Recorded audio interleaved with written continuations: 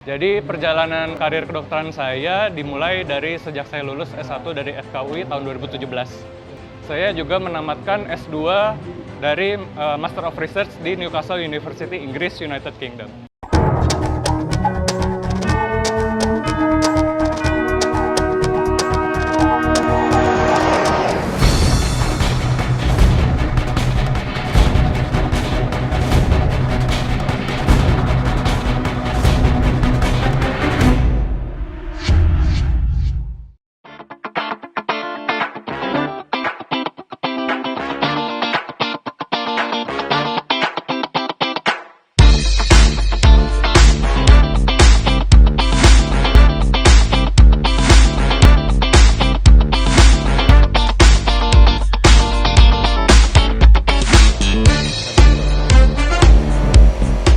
Kan Mbak, lihat sendiri kan Mbak perubahan Mbak besar dari waktu ke waktu. Ya bener banget deh, kayaknya lebih modern ya.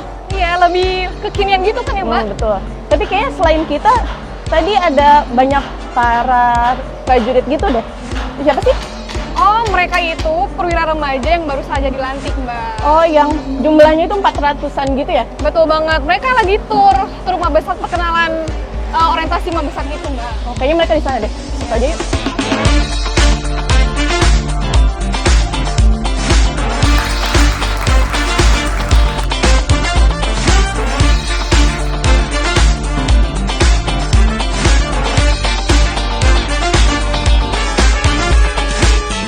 Selamat datang di Angkatan Darat.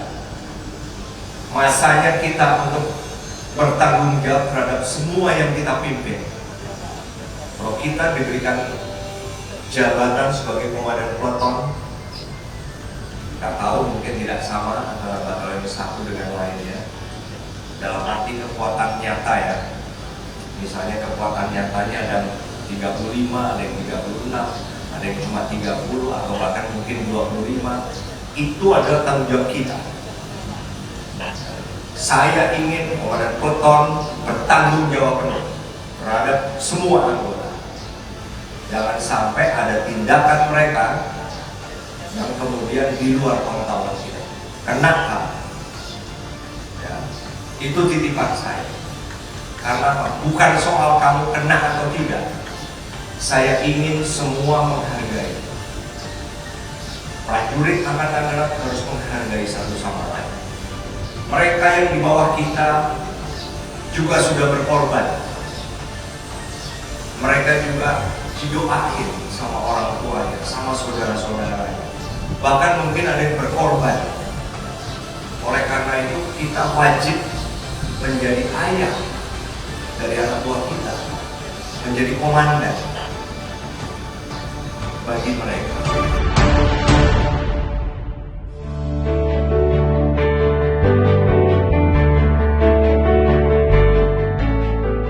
Nama saya Letda CKM, Dr. Jason Anthony Wibowo, Master of Research in Stem Cell. Saya lahir di Jakarta, tanggal 13 November 1993. Ayah saya bernama Sugiarto dari keturunan Jawa, dan ibu saya bernama Elisa Fausia Sinaga dari keturunan Jakarta, Tionghoa.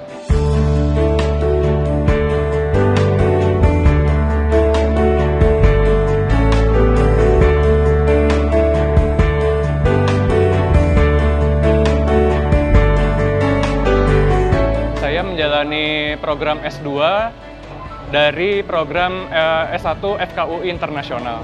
Jadi di situ saya double degree. Selain saya dapat gelar dokter umum dari S1 Internasional FKUI, saya juga menamatkan S2 dari Master of Research di Newcastle University, Inggris, United Kingdom. Di sana saya mengambil major yaitu stem cell, di mana kegunaannya adalah aplikasi stem cell pada berbagai bidang prinsip ilmu spesialisasi kedokteran. Begitu. Jadi di sana kami mengembangkan ilmu-ilmu terapi stem cell yang mungkin bisa diterapkan di Indonesia juga. Jadi perjalanan karir kedokteran saya dimulai dari sejak saya lulus S1 dari FKUI tahun 2017. Lalu saya menjalankan internship wajib 1 tahun dari Kemenkes RI. Saya dapat penempatan di RSUD Eskalerik Kupang, NTT.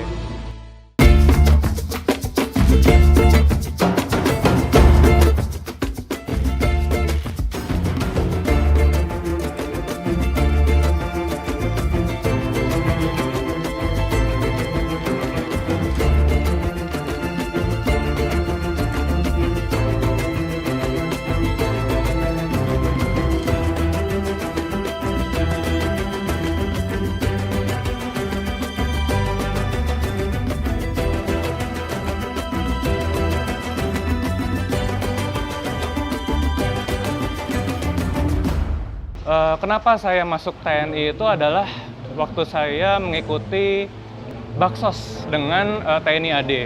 Di sana dengan Yonif Motuliato, RDTL RI dengan tim-tim. Di sana kami melakukan operasi katarak gratis untuk masyarakat sekitar di Wini, Nusa Tenggara. Nah, dari situ saya melihat bahwa TNI AD itu memiliki korps kesehatan yang besar. Mereka dapat menaungi dokter-dokter dan nakes-nakes yang lain untuk bisa berkembang. Di situ saya tertarik, mengapa tidak saya yang saat itu masih dokter sipil, mengapa tidak saya juga bergabung ke TNI AD. Karena dengan saya bergabung dengan TNI, saya bisa semakin memperluas pengabdian saya sebagai profesi dokter dan juga dapat menjangkau masyarakat Indonesia lebih luas lagi.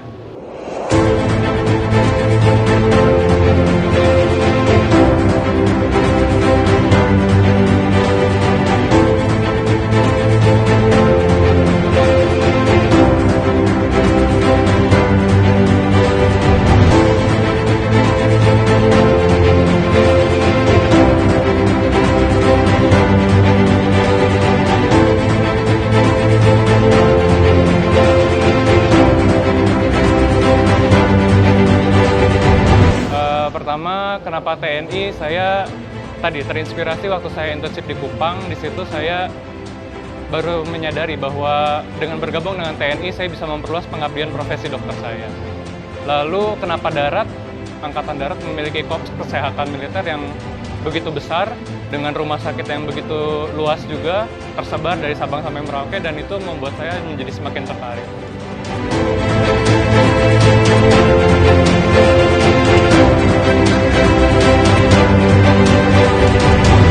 Ya, pertama kali pastinya saya juga banyak berkonsultasi dengan dokter-dokter yang saya temui waktu saya bakti sosial di Wini sana. Lalu kami juga bertukar pengalaman. Dari sana saya mulai tertarik dan ya memang ada diceritakan suka dan dukanya, dan saya anggap itu semua ya perjalanan dari karir saya. Jadi kalau kita sudah bertekad, kita berkomitmen, apapun yang kita hadapi pasti bisa kita lewati. Itu yang selalu saya pegang dalam prinsip saya.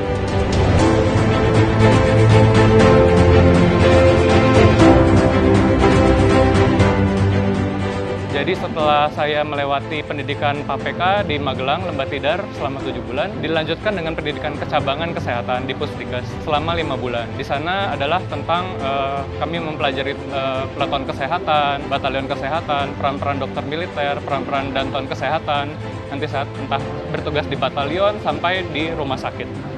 Baik itu dari rumah sakit tingkat 4 sampai dengan rumah sakit tertinggi di jajaran TNI AD. Dan juga kami belajar tentang struktur organisasi dan lain-lainnya, banyak hal yang kami pelajari, khususnya di bidang kesehatan militer.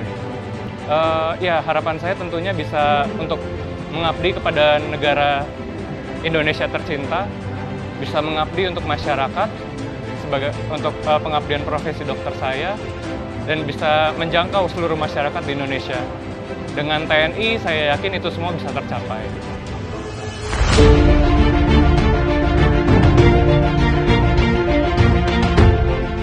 Rasa terima kasih saya kepada mereka yang belum selesai pendidikan saja sudah dipakai di beberapa rumah sakit, betul kan?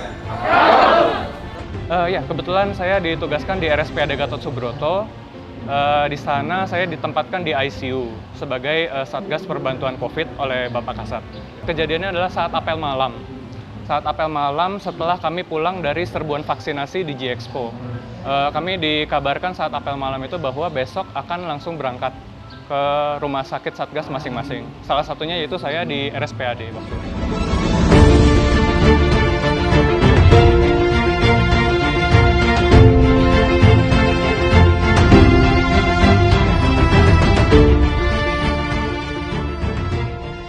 Itu habis apel malam memang betul saya telepon ibu saya. Saya kasih kabar bahwa saya diberikan tugas untuk menangani COVID di RSPAD. Ya, ibu saya cuma ya selamat bertugas, semoga selamat, tetap sehat, begitu saja. Yang penting tadi ya dukungan keluarga itu juga sangat berperan, dan motivasi dari dalam diri, tekadkan diri, ubah mindset bahwa kita akan menjalankan tugas ini dengan selamat, dengan bagus, dengan berhasil, dan juga selalu bawa dalam doa apapun yang kita kerjakan. Itu saja yang selalu saya pegang.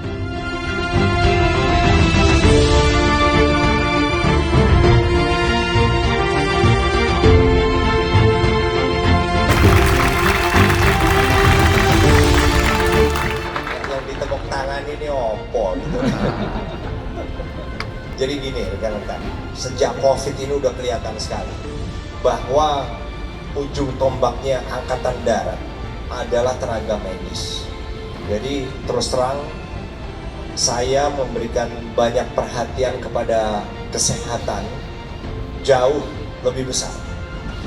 Karena memang situasi yang membutuhkan